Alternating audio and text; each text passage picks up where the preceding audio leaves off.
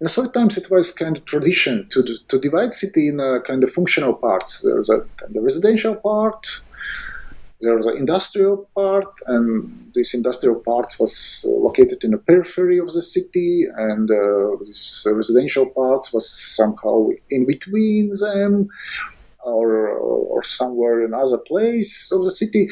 So after that.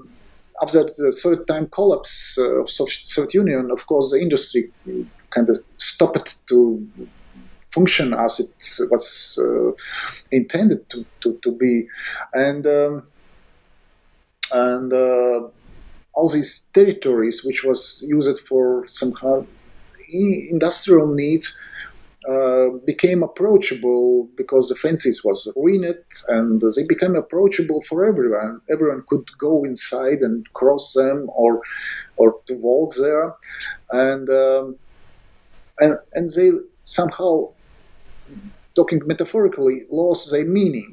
If we have some kind of places in a city which we could say that they are kind of destiny of or journeys, they have kind of somehow meaning, social meaning, and that these industrial places became like meaningless places which are only for crossing.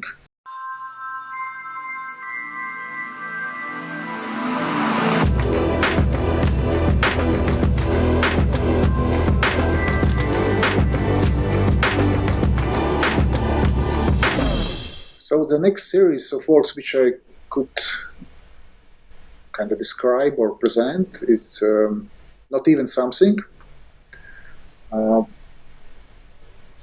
It's the same Daugavpils, actually. It's the same city, and still the kind of same interest about the city which changing, but this change is not so kind of visible, let's say. And the idea, my main idea was that after in the Soviet times, it was kind of tradition to divide city in a kind of functional parts. There's a kind of residential part, there's an industrial part, and this industrial part was located in the periphery of the city, and this residential part was somehow in between them, or somewhere in other place of the city. So after that, after the Soviet time collapse of Soviet Union, of course, the industry kind of stopped to function as it was intended to be, and all these territories, which was used for somehow industrial needs, became approachable because the fences was ruined, and they became approachable for everyone. Everyone could go inside and cross them, or to walk there, and they somehow, talking metaphorically, lost their meaning. If we have some kind of places in a city which we could say that they are kind of destiny of or journeys, they have kind of somehow meaning, social meaning, and that these industrial places became like meaningless places which are only for crossing, and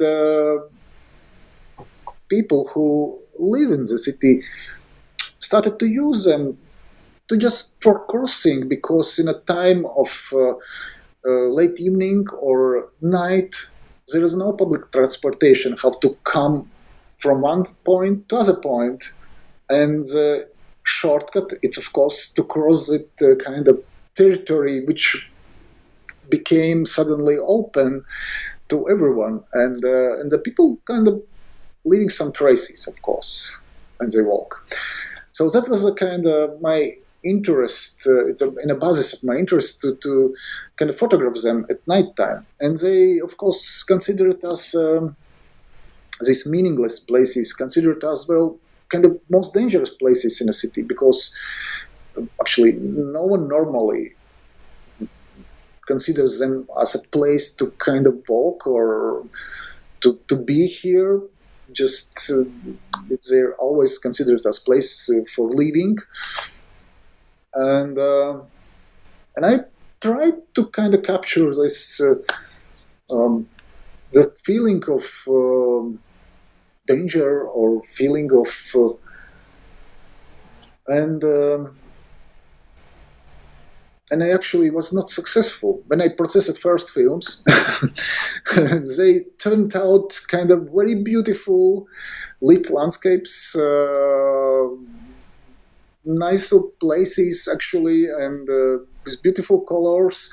And I was really disappointed actually after the first photo films was processed, scanned.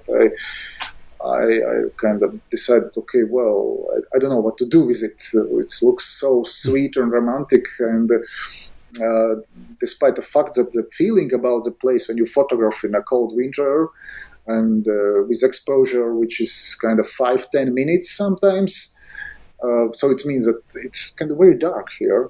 And some places, you can see around and to kind of walk very safely. You see the ground. But in some places, like in a woods near the city edge, it's kind of complicated sometimes to find the place where to safely put your foot. And but it looks quite nice and very, very, very beautiful place. And when you kind of get it on a camera, and so there was some disappointment, and after that I understood why not, why not to photograph all these kind of boring and absolutely desert-like places, like very romantic landscapes. Yeah, I bet that could be a challenge. It's.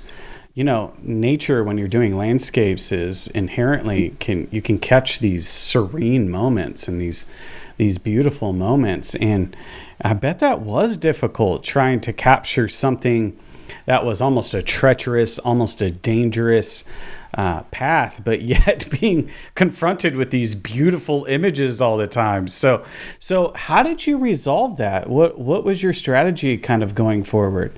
I bet that was difficult.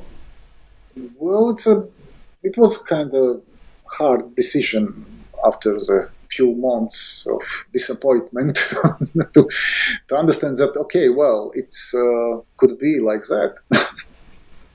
I mean, aesthetically, because I don't know why, because I know how photography works. I know all the technical aspects of it, but you always feel surprised that the reality looks a bit different than you later get on an image, and especially tonight in night photography, it's always tricky because it's not like Shanghai or New York, where you know that everything is filled with light and you know what you get. But here you're going kind of in an absolutely unknown place, visually unknown place. Like, for example, this image as well, interesting, it's that there's a house, 5-star house, and the part of it, it's inhabited, and the other one part is kind of unfinished.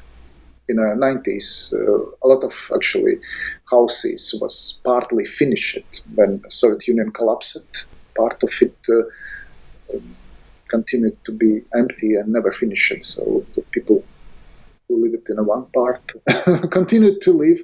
Another other part was always like a ghost house.